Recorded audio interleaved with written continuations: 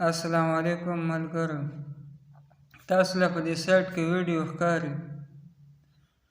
دا امیر صاحب ما سه په لار باندې را روان و، دلته هلته یوه اوسپنه خپه ووهله، چونکې هغه د اپیزار نه ووت او خپه یې زخمي شوه.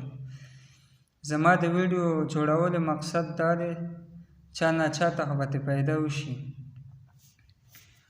چې کله هم تاسو له زنګ میخ یا زنګ اوسپنه خپه ووئ، نو د هغې فرسټ ایډ د ټولو نه مخکې آسان علاج دا دی تاسو میډیکلیم وکئ، چې هر څه کوئ وکئ، خو زه دله آسان نسخه ښیم منلی شوې ده. چې کله دې خپه زنګ شوي اوسپنې کټ کړه، نو د هغې نه ډېر په تیزۍ سره بدن ته وایرس منتقل کېږي چې د هغې غم په ټایم ونه کړی شي. د هغې دپاره آسان علاج، نه پې پیسې لګي، نه هسپتال ته تګ غواړي.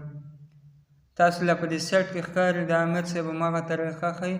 د هغه نه ما په دې سوچ باندې ریکارډ کړه چې چاته خو به ترې پیدا وشي، او زه د دې نه مخکې زما پسه خپله هم داسې شوي دي او ما ورسره هم دغسې کړي.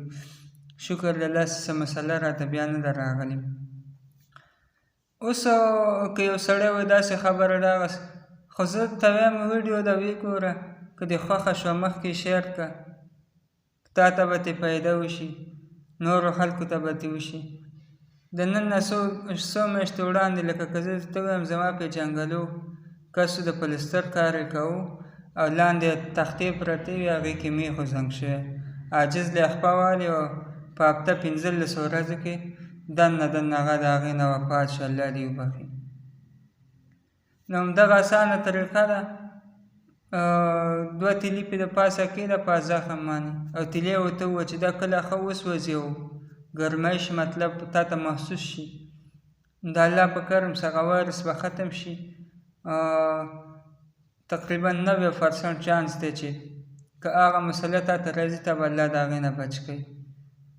لاړ شه انجکشن یې مو هر څه کې وکړه، خو دا بهترین طریقه ده. او که ویډیو مو خوښه شوي ملګرو سره شیر کړئ. ما د خیر دی لایک مه راکوئ، که څوک وایي چې د ده پیج ته ترې پیدا میلاویږي او میلاویږي دې نه. ویډیو ما په دې غرض باندې وکړه، ما ته ټایم هم نه میلاویږي. دا څو ورځې وړاندې ما کړې وه، خو نن مې موبایل کته هغه ویډیو پکې راغلم، چا نه چاته به ترې پیدا میلاو شي. د ویډیو نه پیدا والی، او که ویډیو مو خوښه شوي د ملګرو سره شیر کړئ. السلام علیکم ورحمت الله وبرکاتہ. دا به ایمرجنسي کې چارو کې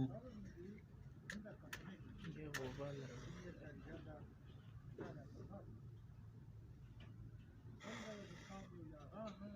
وای لږ زړه تام ونیسه پې تام یې که دا پیدې کې راته کني بیا به د ډاکټر سیري هغې ته به تمکایې ډېر سیس دي. الله د آخرت د اور نه بچاو کړي. بیا د چارې نه وکړي یا چې جوړ به شي که